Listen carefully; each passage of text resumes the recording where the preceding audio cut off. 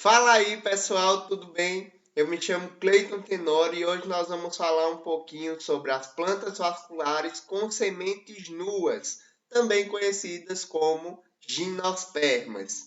Então, basicamente, o nome gimnospermas vem do grego, onde gimnos significa nu e esperma, semente. Então, basicamente, nós temos plantas com sementes, porém sem um fruto recobrindo e protegendo essa semente. Então, nós conhecemos as gimnospermas como plantas com sementes sem frutos, ok?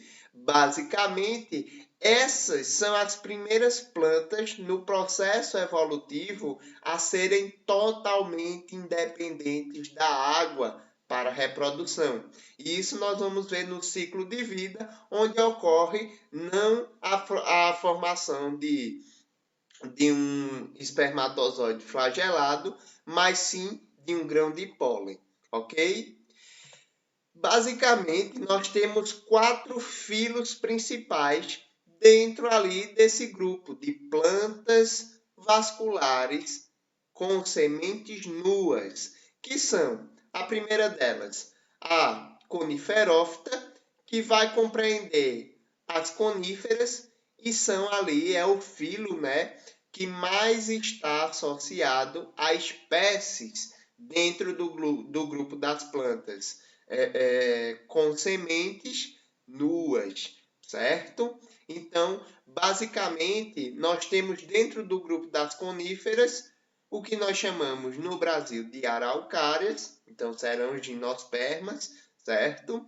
E os pinheiros, muito comum nas regiões do norte, certo?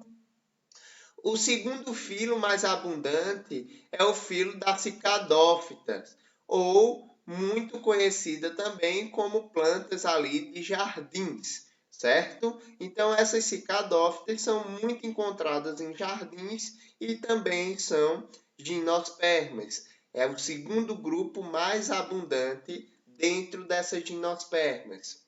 O terceiro grupo, o terceiro filo que tem mais espécies é o chamado de Gitenófitas. Basicamente, são pouco encontradas e muitas delas são associadas às angiospermas. Então, ocorre muitas vezes essa confusão graças a essas flores que se formam, essas espécies, né, de flores que se formam nessas plantas.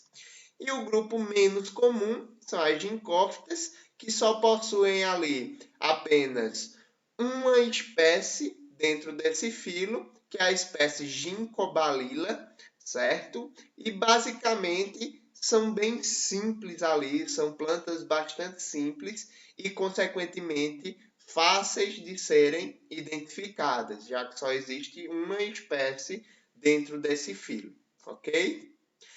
Do ciclo de vida e reprodução das gimnospermas, nós vamos ter basicamente o esporófito como a fase duradoura dessa planta, assim como nas pteridófitas e assim como vai ser nas angiospermas. Só recapitulando, apenas as briófitas vão ter o gametófito como fase duradoura, ok? E esse esporófito nas gimnospermas pode ser monóico ou dioico. Eles são monóicos quando possuem os dois gametas, tanto o gameta de reprodução masculino quanto o gameta feminino. E eles são dioicos quando as plantas elas só possuem apenas um tipo de gameta. Então vai ter lá a planta macho e a planta fêmea, certo? Normalmente, porém, eles são monóicos. Então, se eles são monóicos, eles vão produzir ali estróbilos, tanto masculinos quanto femininos. É muito comum a formação de estróbilos em pinheiros e araucárias, nas plantas coníferas. Porém, existem outras espécies ali de gimnospermas que não vão produzir esse estróbilo, ok? Então vamos lá. Na formação dos gametas masculinos, nós temos como célula principal o microsporângio. Perdão, gente, o microsporo, ok? Já na formação do gameta feminino, nós vamos ter como célula principal os megasporos, ok? Esse microsporo e esse megasporo vão ser guardados, vão ser protegidos em duas estruturas, em dois sacos, que são de proteção para esse tipo celular, que é no microsporo o microsporângio e no megasporo o megasporângio, ok? Então se liga. Esses microsporos guardados no que nós chamamos de microsporângios podem ou não estar associados aos estróbilos masculinos, também conhecidos como cones polínicos, ok? Esse microsporo, dentro do microsporângio, vai se dividir por meiose e formar células haploides, ou seja, forma-se então o gametófito daquela planta. Esses microsporos passam por um processo de generação, um processo de maturação dessa célula. Por quê? Basicamente, esses microsporos vão formar o que nós chamamos de grãos de pólen.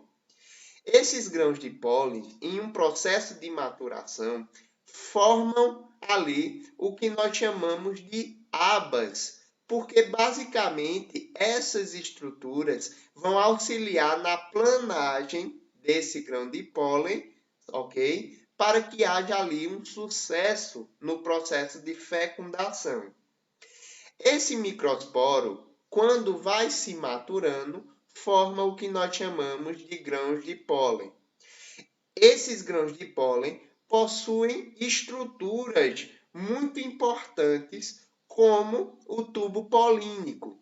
Então, é necessário que haja uma maturação do microsporo para que haja, então, o desenvolvimento do grão de pólen. Com quais estruturas? Com as estruturas que auxiliam a planagem desse grão de pólen e logo a sua dispersão no ar, e o tubo polínico, que vai auxiliar no processo de fecundação, porque eles se acoplam no megasporo, no megasporângio, ok? Basicamente, esse tubo polínico maturado faz com que ocorra ali a formação, né, a descida de células espermáticas. E essas células espermáticas, produzidas a partir dos microsporos, é que vão fecundar a célula ovo que está guardadinha no arquegônio.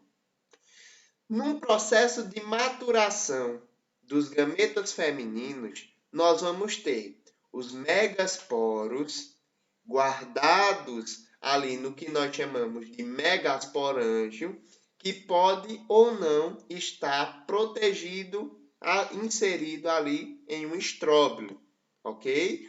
Normalmente, nas coníferas estão associados. Esse megasporo, ele simplesmente passa por processos de meiose, ou seja, eles passam de indivíduos diploides para indivíduos haploides, ok? Formando ali 4 megasporos. Desses 4 megasporos, 3 se degeneram, morrem, certo? Dando origem ali apenas a um megatófito feminino. Tranquilo? Esse megatófito feminino se divide por mitose, formando 2 megatófitos femininos. Esses megatófitos femininos são formados pelo quê?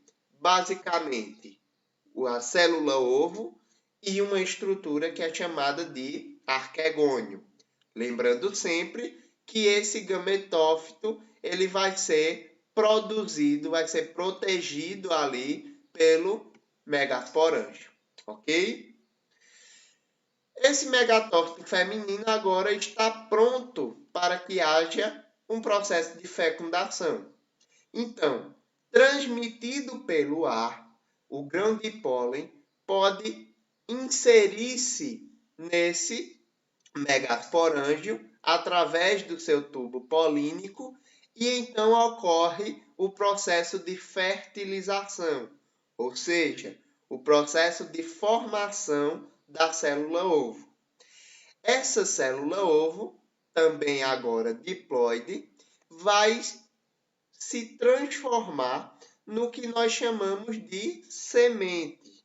E aí vejam, esse é um dos grandes processos evolutivos das gimnospermas, a produção de sementes e a independência da água para a reprodução.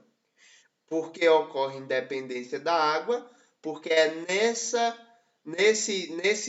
nessas plantas que vão ocorrer a formação do grão de pólen, ok? E, consequentemente, esse grão de pólen não vai precisar da água para se inserir no megasporo. Ele precisa basicamente do vento. Então, os grãos de pólen vão ser dispersos pelo vento, ok? Sendo então independentes da água.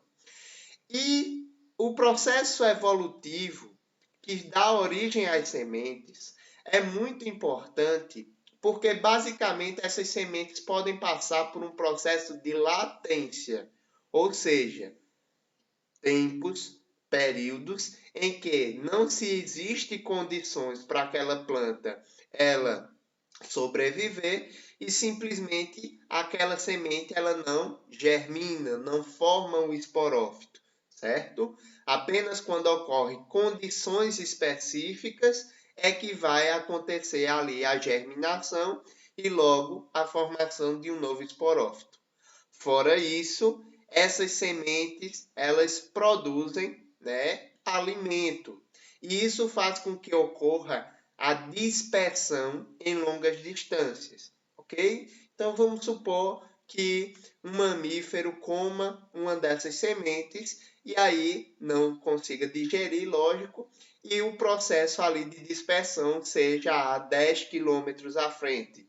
Então, ocorreu-se ali uma formação de sucesso, né, no processo evolutivo das gimnospermas, graças a essa semente, certo? O processo de dispersão foi muito mais abrangente do que antes com os esporos, ok? Gente, quando ocorre a formação do zigoto, ocorre o desenvolvimento de um embrião e aquele megasporângio agora vai se transformar no que nós chamamos de semente, né, que vai ter um aporte nutritivo para dar origem àquele esporófito jovem, ok? E um tegumento de proteção. Esse tegumento de proteção faz com que a semente ela fique no estado ali de latência até que haja condições essenciais para que aquele esporófito ele tenha sucesso. Esse embrião pode germinar, certo? Dando origem ali a um esporófito jovem que vai se maturar e transformar num esporófito adulto para que haja novamente o processo de ciclo reprodutivo e ciclo de vida dessa planta. Tranquilo? Gente, era isso. Eu espero que tenham gostado. Muito obrigado e até a próxima.